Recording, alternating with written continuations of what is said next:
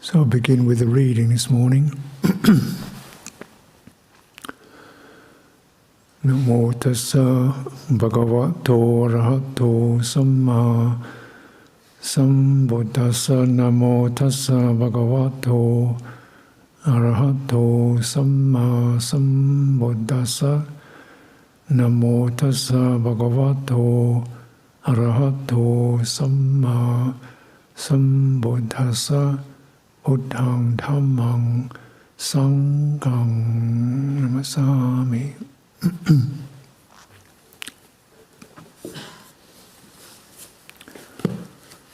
This is from the Chula Kanda Sutta of the Middle Length Sayings, Discourse on the Mass of Suffering. When Mahanama the Sakyan, a relative of the Buddha, Mahanama the Sakyan went to the Blessed One, paying homage to him, sat down and said, Venerable Sir, I have long understood the Dhamma taught by the Blessed One thus. Greed is an imperfection that defiles the mind. Hate is an imperfection that defiles the mind. Delusion is an imperfection that defiles the mind. Yet, while I understood the Dhamma taught by the Blessed One thus, at times, states of greed, hatred, and delusion invade my mind and remain. I wondered, Venerable Sir, what state is still unabandoned by me internally, owing to which at times these states of greed, hate, and delusion invade my mind and remain.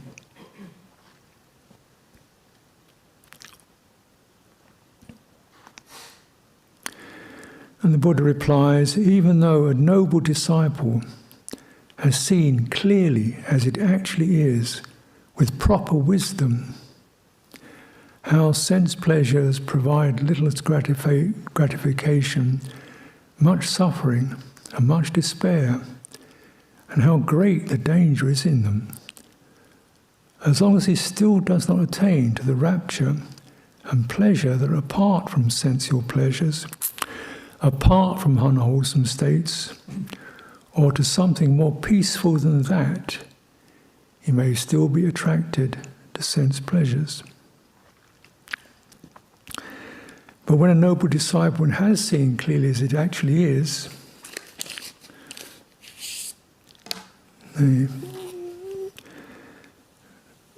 with proper wisdom, how sense pleasures provide little gratification, much suffering and much despair, and how great is the danger in them, and he attains to the rapture and pleasure that are apart from sensual pleasures, apart from unwholesome states, or to something more peaceful than that, then he is no longer attracted to sense pleasures.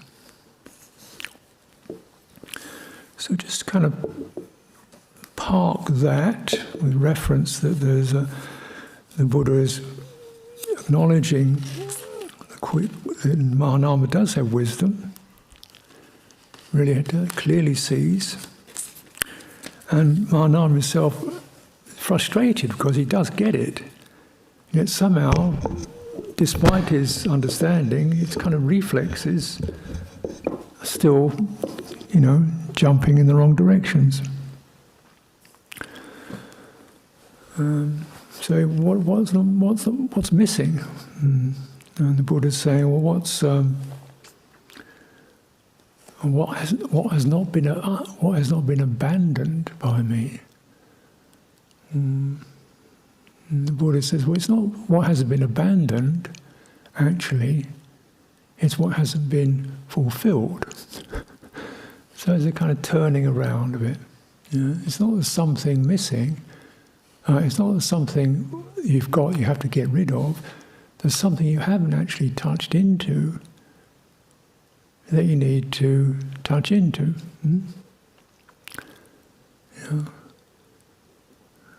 So the movement is not towards some kind of eradication of some fundamental flaw.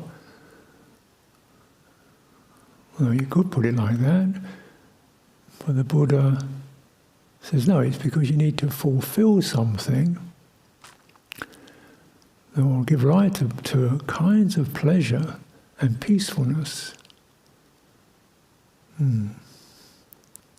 Then there is abandonment. Then these hindrances, these blemishes are abandoned. The mind doesn't, citta doesn't go there. Here, citta is mind in this translation.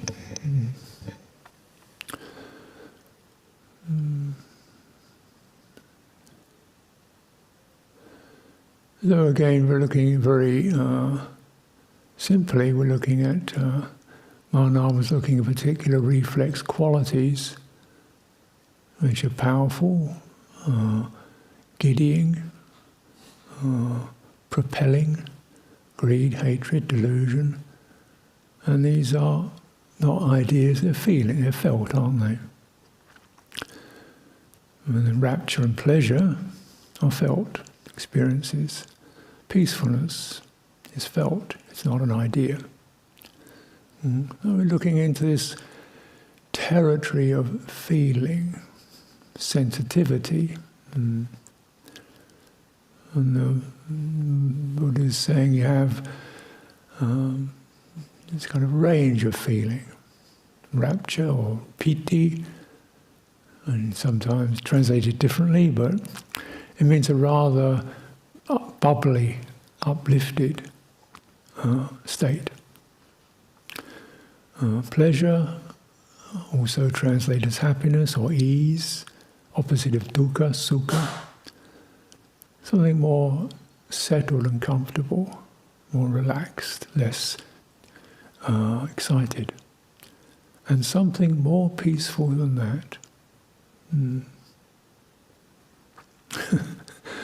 Which is left enigmatic, but saying that's not the end of the story, but that's the process. You go through these, and you can see in some ways what's occurring in that is a lessening of the activation.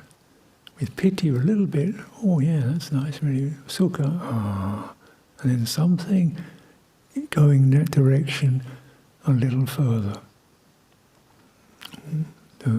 Something more equanimous, perhaps, we might say. Or lessening of activation,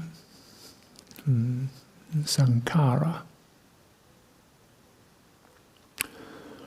In terms of the outline of the process, or another very well read and well documented and simple guide to the process, satipatthana. Satipatthana, sati, mindfulness, upatthana, establishment. So establishing sati in the presence of bodily experience, and in terms of feeling experience, and in terms of mind, citta, or mind, or heart experience, and in terms of what particular phenomena well up from that source. But as one recognizes these four satipatthanas and how they flow into each other and support each other, I think we have to bear in mind that the citta is essentially a feeling capacity, or subtle, coarse, refined, and citta is that which is liberated from being seized by greed, hatred, and delusion. Now we look in Satipatthana, so it's just placing feeling within a particular frame of reference. Sati, one is mindful of feeling. And naturally this again encourages to recognize mindfulness is not a focus on a particular point in the body. It could be, but it's around particular themes. Bodily experience, walking, standing, sitting, internally, It's how the body feels in itself, externally, how the body is affected by what's around it. Internally and externally, how the body comes into harmony, so we walk at a pace that feels comfortable for us according with the temperature and other people. So we're walking with a group of other people, we're kind of a bit more restrained maybe. And we moderate, so the body senses this feels comfortable. So the body has this sensing system. And it's actually a much more valid way to refer to body as an enlightenment potential than the physical appearance of it. Like you don't measure hearing in terms of the physical structure of the ear, you measure it in terms of how clear and refined the hearing is. So body, in this sense, is quite a refined sense organ. In fact, it has a deep interior to it.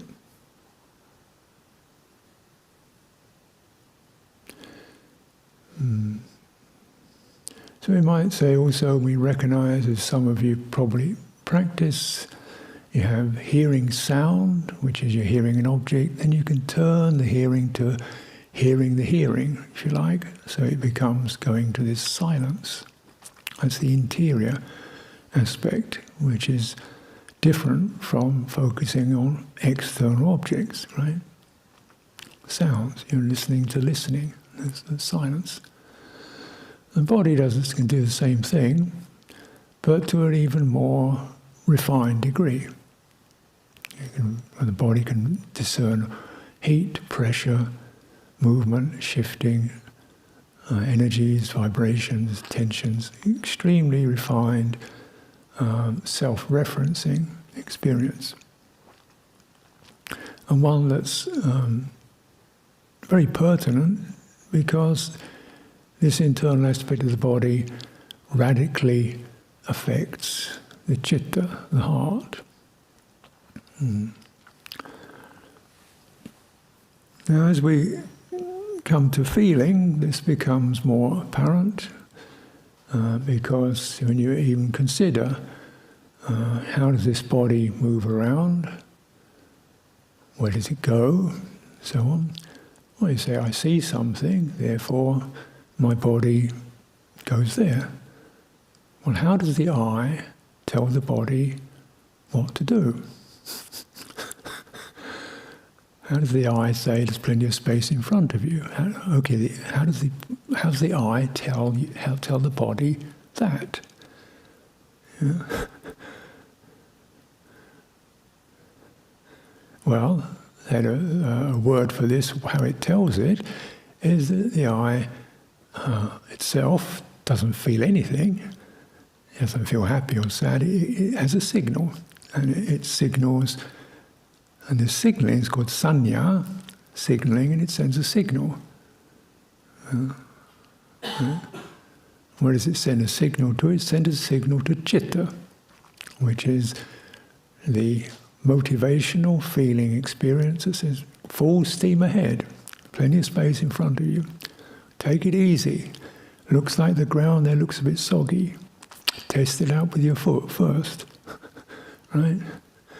Now, if you're walking around in a world of no signs, no traffic lights, no signposts, no clocks, no lamps, such as 5th century BC India, that signalling system is very important because nothing else is going to tell you where to go and what to do, apart from what the eye can tell you.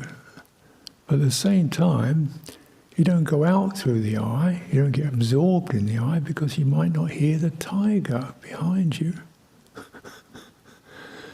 So in fact, all the senses are open, but you're not going out through any of them, you're just attending to all of them simultaneously as what signals are coming into this citta through these faculties. Yeah. You might smell the smell of a tiger on the wind. You might hear the shifting of grass, which is an elephant. yeah, or the muttering of a voice of a thief somewhere in the bushes. So you're tuning into this system. It was and is the survival system. I mean, primary intelligence, you might say. The citta. And that's sensing, and that's sensing things, and that's informing the body what to do. Right? That's how it works. It still works like that, to a degree. But here's the piece why feeling becomes difficult, sometimes obscure, is that to a great degree we farmed that out, that intelligence, we farmed it out to signs and notices to tell us what to do, lights and buzzers to tell us where to go, yeah. GPS to tell us where to drive, yeah. All kinds of synthetic technology to inform us where to go and how to go, what speed to go at, and when. So basically we shut off the citta from active engagement, from doing its job. We shut off, we somehow block or don't listen to the communication between the citta and the body. It's kind of irrelevant. So the citta kind of sits inside that. It's kind of mumbling and muttering to itself, all kinds of moods and feelings going on, because it's not doing its job. It doesn't know where it is. And the body kind of shuts down because, it's kind of irrelevant too. Because you jump in your car, or you get on the train. Or it doesn't matter what your body's doing, because your eyes are telling you, go here, go there, go here, go there. So the body is kind of just a dumb vehicle. And what it's sensing is irrelevant. And what we feel about it is irrelevant. I mean, so that aspect of life kind of gets occluded. We lose some receptivity, some sensitivity to here and now, poise, and balance, and autonomy. We get driven on tracks, we lose autonomy. And then losing autonomy, losing that sensing system, we also become extremely stupid and prone to all kinds of slogans and buzzwords and flashing lights and signals and stuff just grabbing at us. And without checking in, what's happening to the heart, what's happening to the body, because they've kind of closed down or withdrawn from that, and yet they're not. So the citta is then muttering in its cave. What am I going? What am I doing? What am I supposed to do? I feel unhappy. First, got to go do this, got to do that. Next, what's going to happen next? This kind of dislocated citta. Because the drives and passions and triggering of uncertainty haven't closed down, but they're just creating fantasies. And this is the plight of the disembodied worldling. By not being where they are, the citta concocts a fantasy world of where they should be and could be, and what other people think they are. We live in a world of ghosts.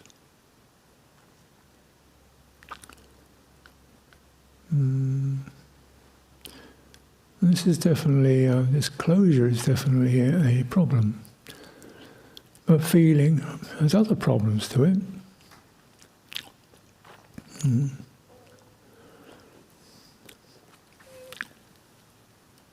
This is why one has to be sustained mindfulness of it.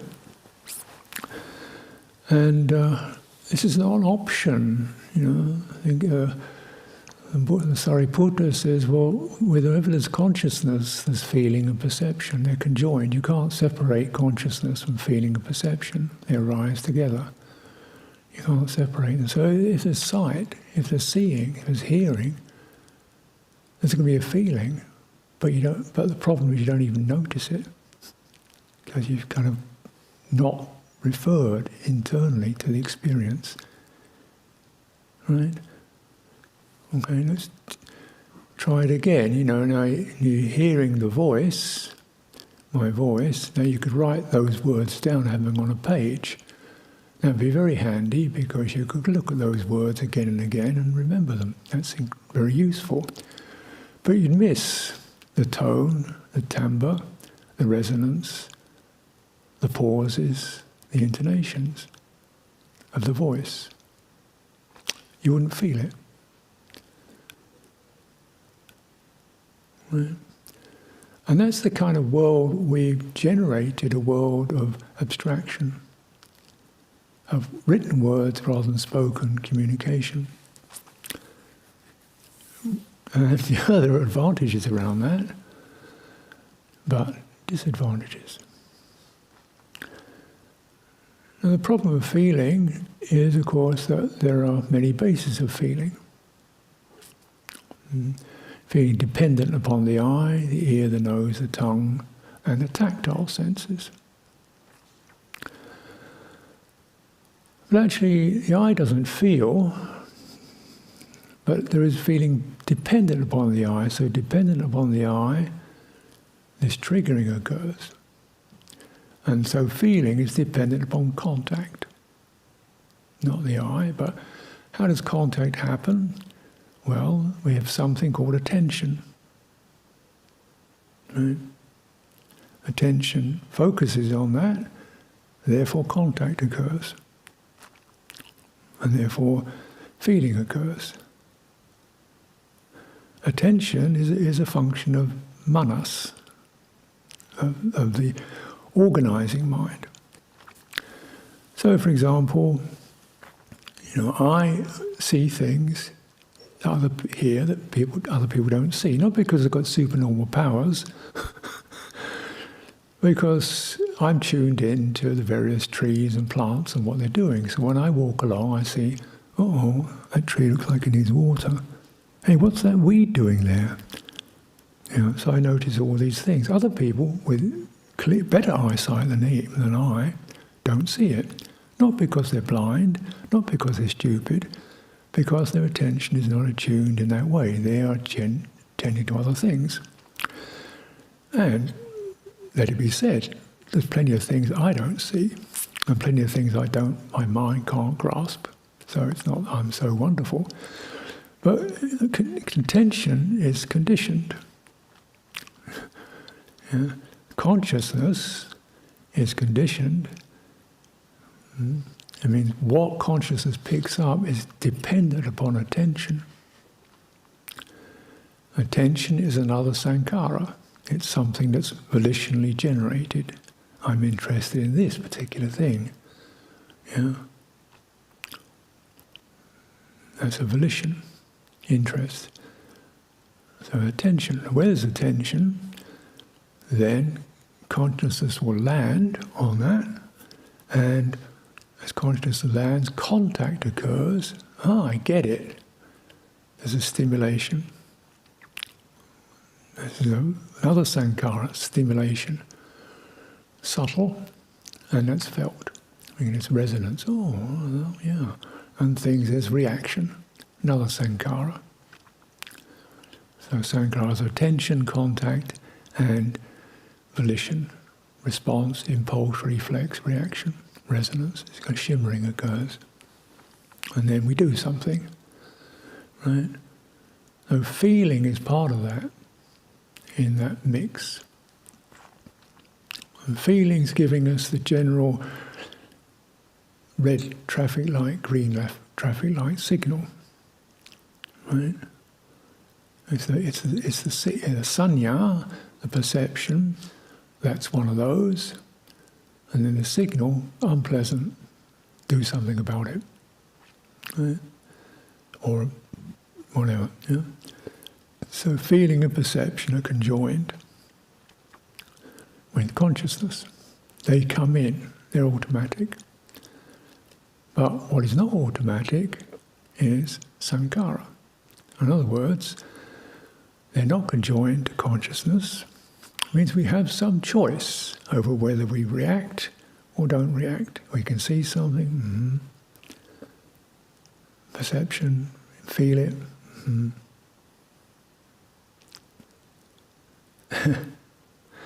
If this were not the case, this simple fact were not the case, there would be no liberation. If we were just inevitably, automatically hooked up to every contact impression, we'd probably have gone completely mad by now.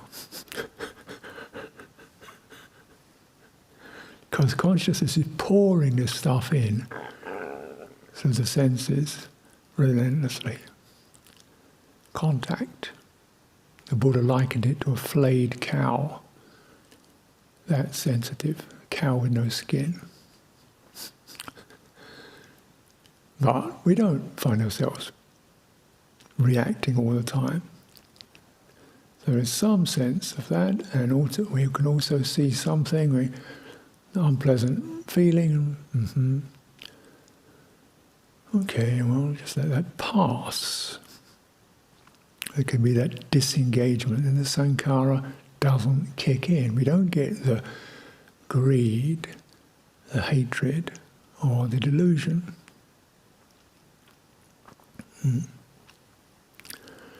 How does this process occur?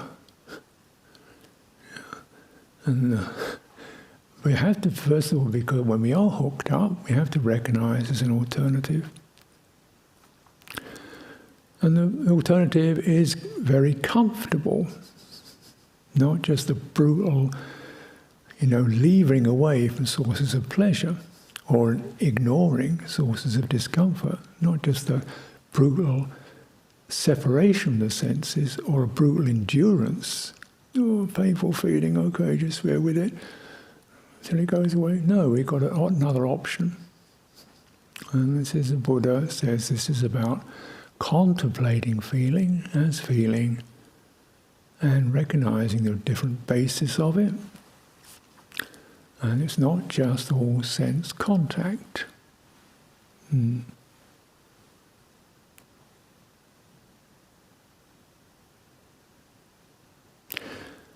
for example, there's a feeling born with goodwill, happy feeling, pleasant feeling. There's a feeling born out of generosity, pleasant feeling, free will generosity. There's a feeling born out of forgiveness, calming, soothing, peaceful feeling. There's a feeling born out of letting go, cooling, quietening feeling. A feeling can fluctuate.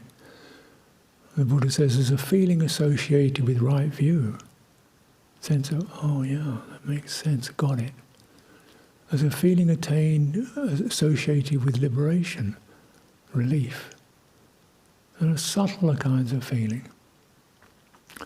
And introducing the citta to that is a process of understanding our limitations with what we feel, the way that we're so inevitably hooked up to the senses with a rather kind of involuntary and somewhat brutal impact.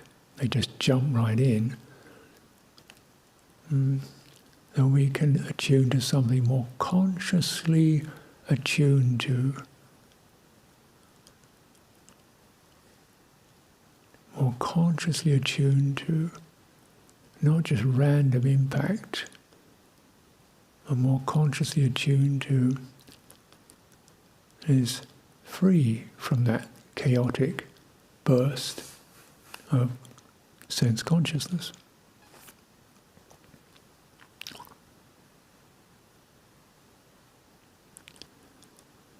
Okay. So I've already suggested the basis of these,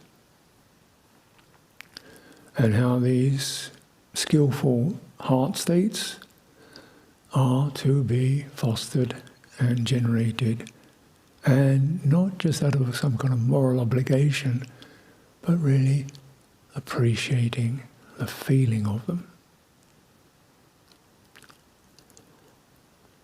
Because that feeling will educate the citta. Say, remember there's this, and this has a different kind of feeling to it.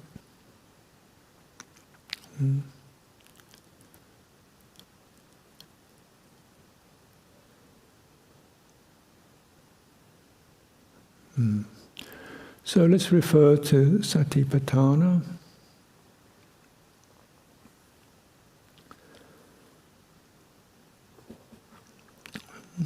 So it's rather repetitive, so with respect I'll do some abbreviating. How does a bhikkhu abide contemplating feelings as feelings, feels a pleasant feeling, understands, pajanati, directly knows this is a pleasant feeling. So if I see something, I think, well, that's fantastic. No, that's not fantastic. It's just the feeling arising.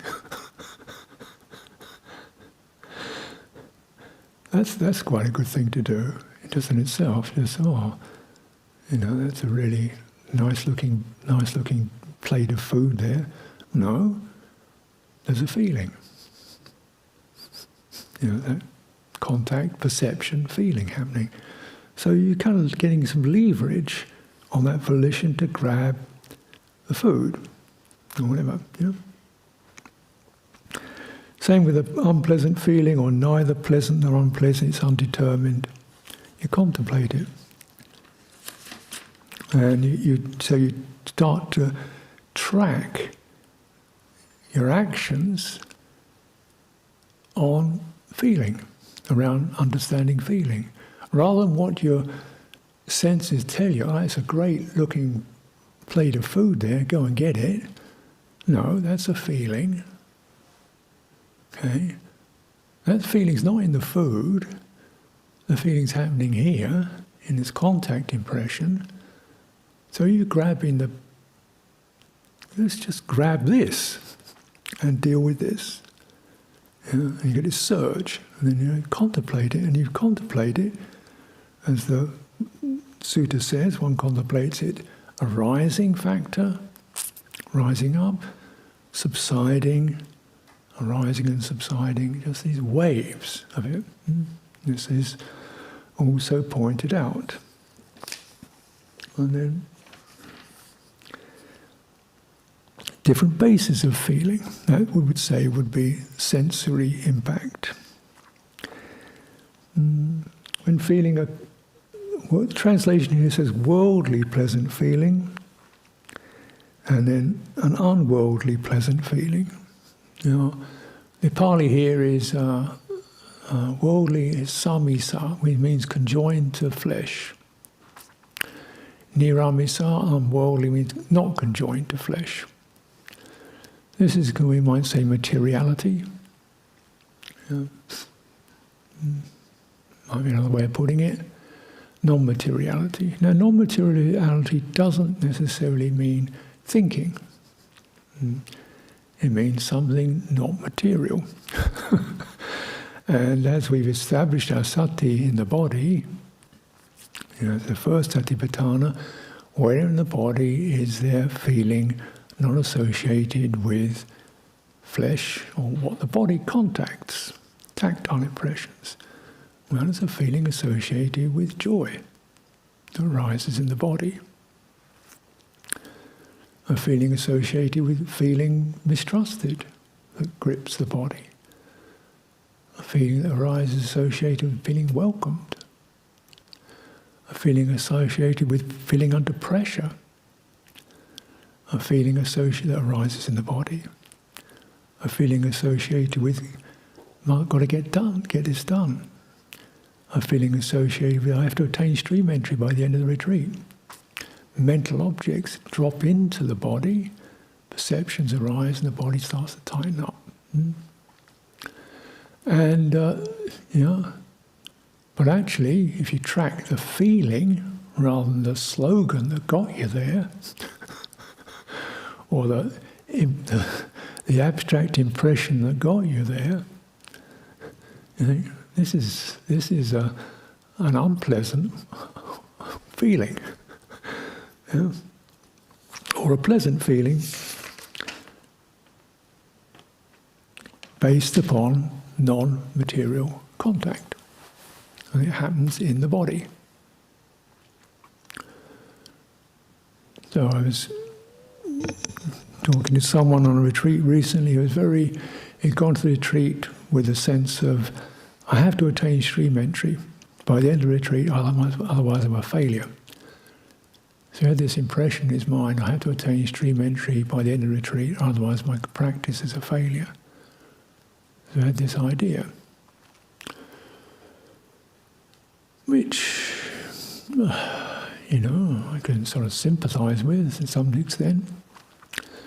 But when you listen to the tonality of it, not just the written word, but the tonality of it, this sounds like pressure, like unskillful, like intense, like driven, like, I don't like the feeling of that. You track the feeling of what your thoughts do to you, then you begin to fathom what are really going to be conducive to your peaceful mind. And is it necessary to get that tight and intense about it? Because that's following the same kind of program, the same kind of sankhara,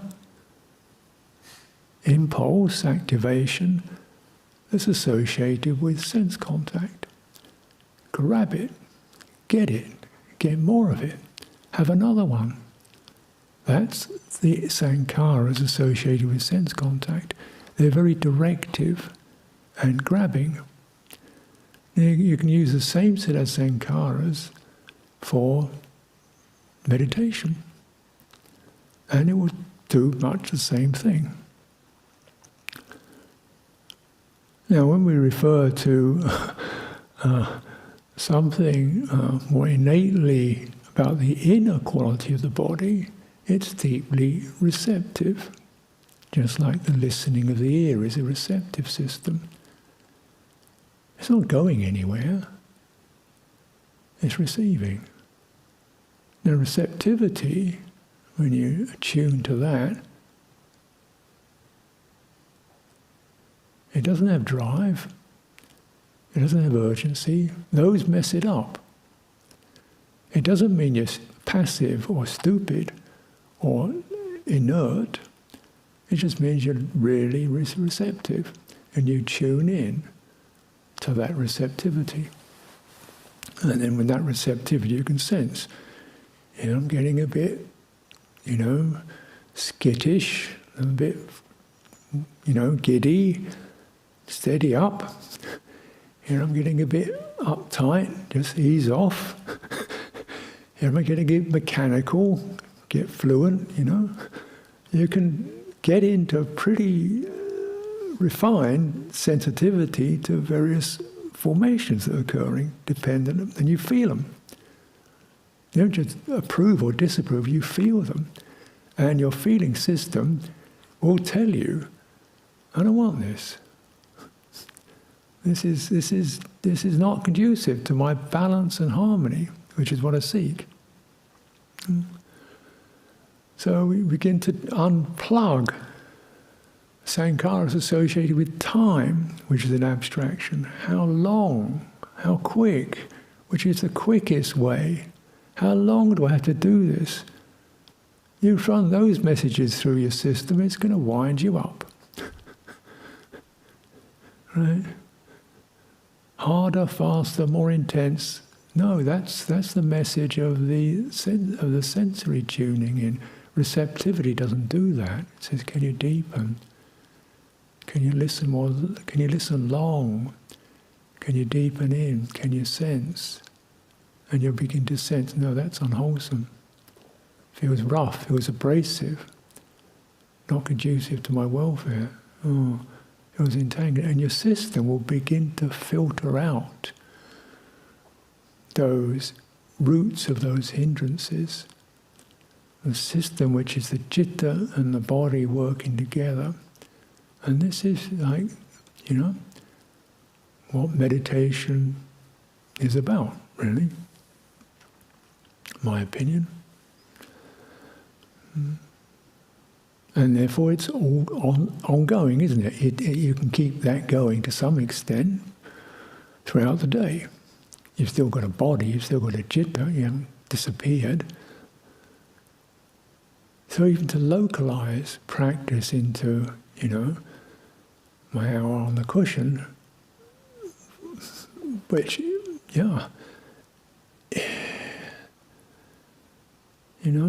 certainly it's really helpful to have those times when you really close down the sense doors to tune in.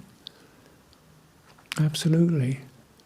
But also change the sankhara from driven and going and getting and having and what I will be into receiving in the body.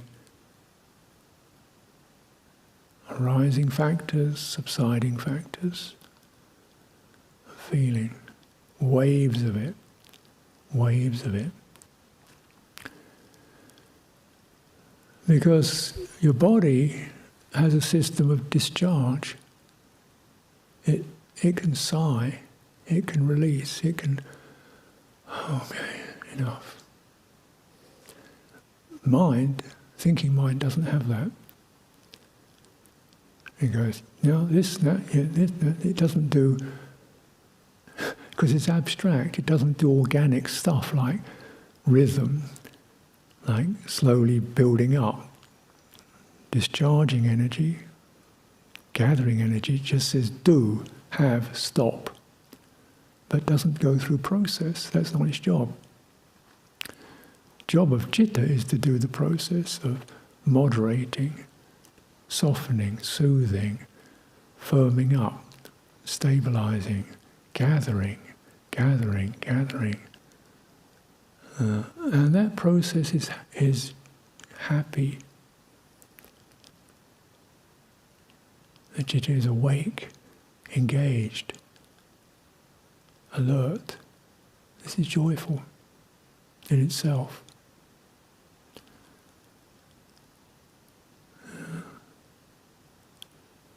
This is piti, unworldly pleasure, non-associated with senses, the flesh, associated with the sense of,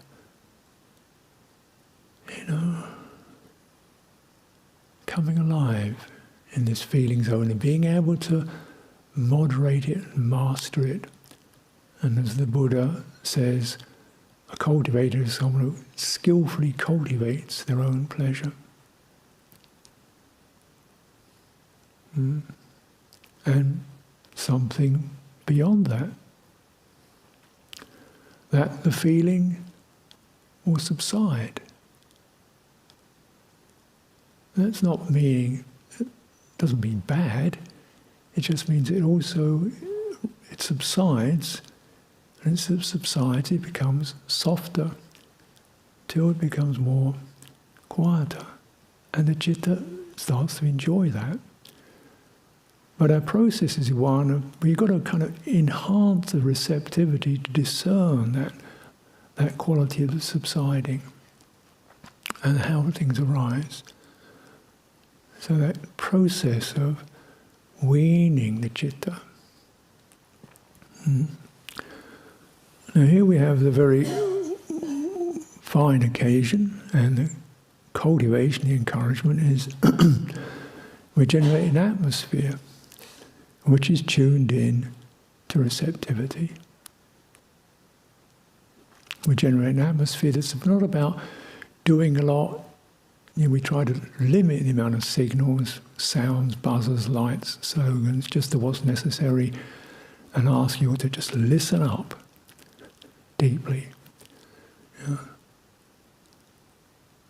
And cultivating that quality of receptivity through keeping silence. Because one thing that's enormous impact on all of us is the sound and the timbre and the resonance and the mood of the human voice. Of course, that's how Dhamma is communicated, but we keep it minimal to that. So a lot of the listening can be quite open. We're quite careful even when we move around softly, not clanking metal objects around and open the door softly. We tune into that, and then somehow that allows receptivity to unfold. We live such great fortune to be in a situation where you can walk outside this hall and it's just gentle sound, birds, trees, sights, distances, colours, soft, non-invasive, and you can open to that.